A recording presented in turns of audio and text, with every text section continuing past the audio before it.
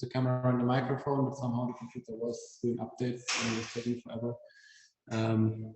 So for now, I do it like this. I hope you understand me well enough. I guess the mic is a bit worse than usual, but can you understand me from the remote side? Yeah, that's possible. Okay, perfect. Okay, then welcome to the exercise session. As usual, we first have the part on general public questions, which could be interesting to everyone. And after that, we will switch to like kind of a decentralized, supervised working on the exercise sessions part. Maybe before we start on the questions, I'll quickly go through the current exercise sheets. So the last one, just to have a quick reminder of what the contents were, and then we'll also have a look at the new one. So let me quickly share the screen. And also here.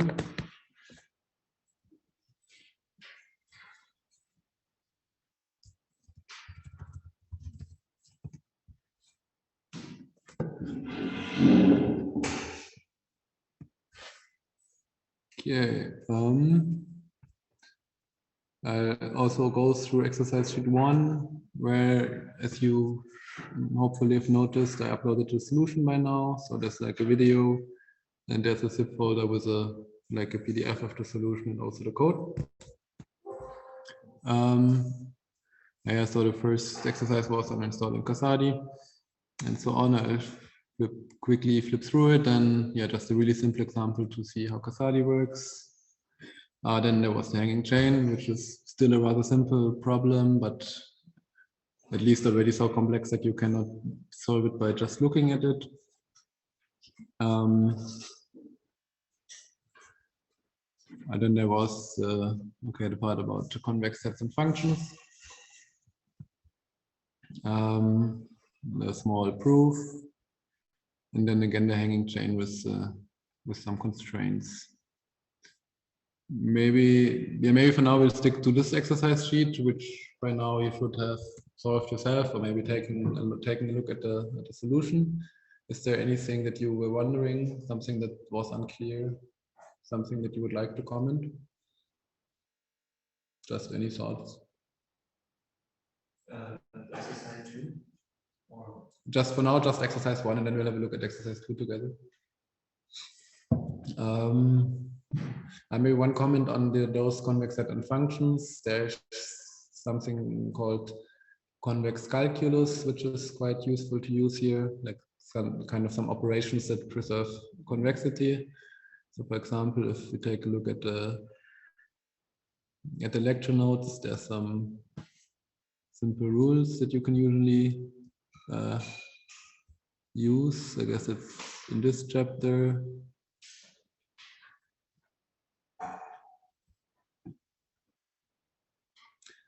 Now, yeah, here, for example, here on sets, there's this part on on page 23 on operations on convex sets that preserve convexity. So, for example, if you have the injection of convex sets, the resulting set will be convex.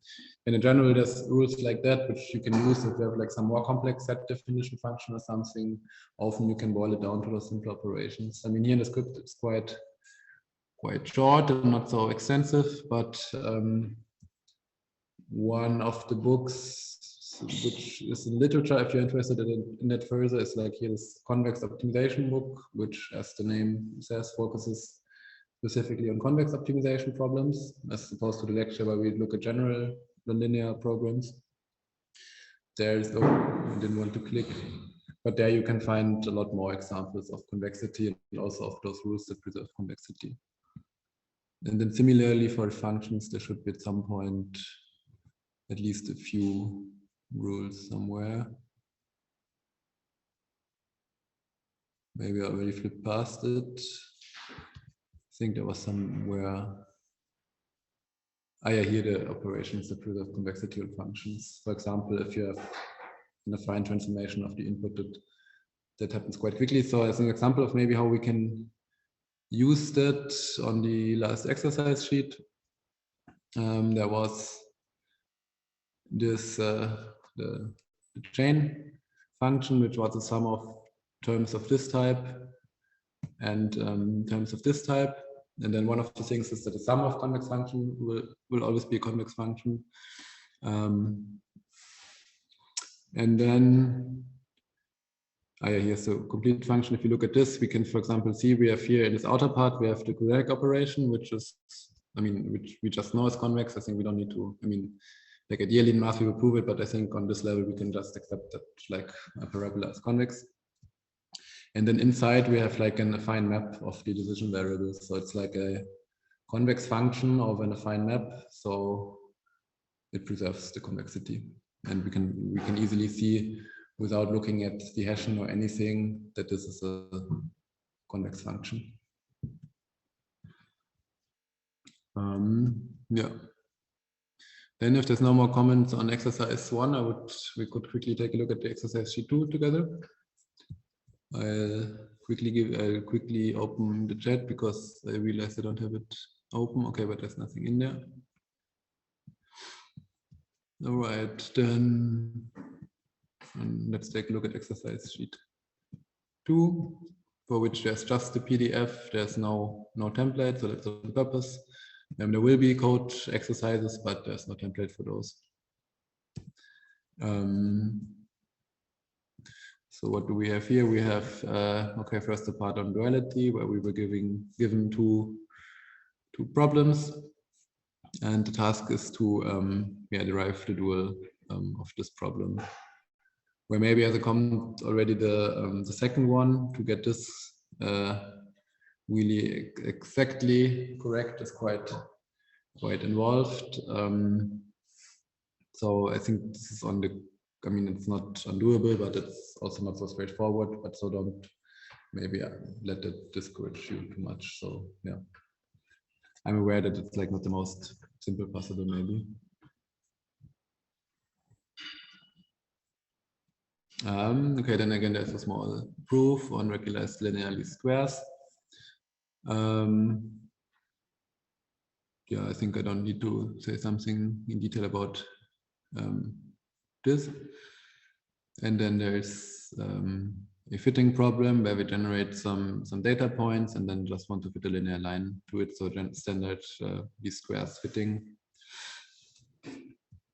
which we solve first just by hand because it's actually just a simple linear system to solve. But then just to get a bit more practice in Casadi, we will also, I know this will only be on later tasks. So here we just solve it by hand, sorry about that. And then here we formulate the same problem, but with a different penalty, with an L1 penalty, which is kind of more robust to outliers usually. So here we say that we penalize the squared deviation between our model and the measurements. So if something deviates strongly, it's penalized quadratically, so that's a large penalty quite quickly. And here, because it's the absolute value that we penalize, that grows linearly in the distance, so it's like outliers will be penalized less.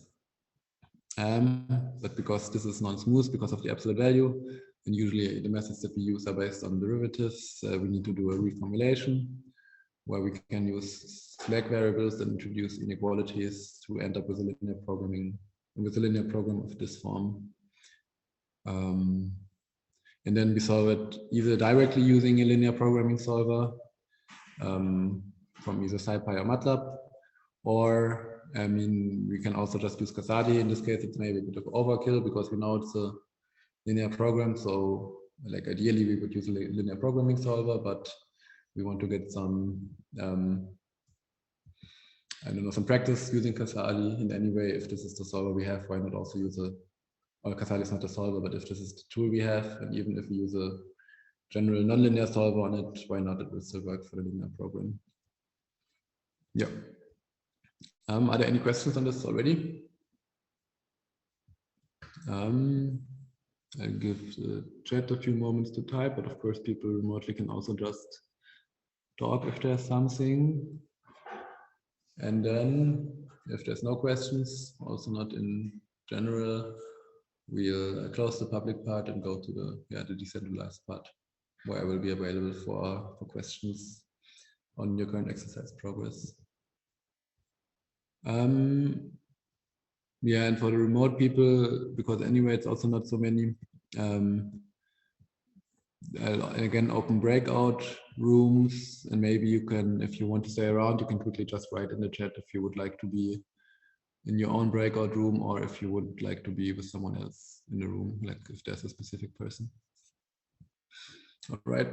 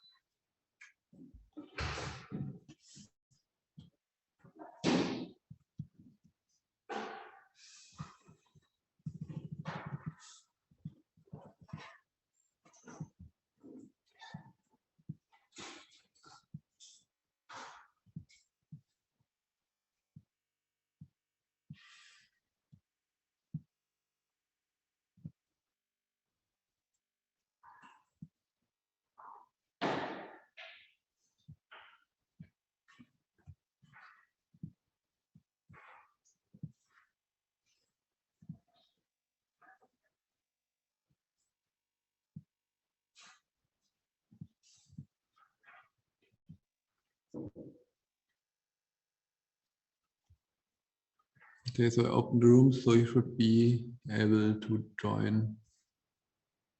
Except for Anya, you didn't write anything yet. So for now, I'll just leave you unassigned. Yeah.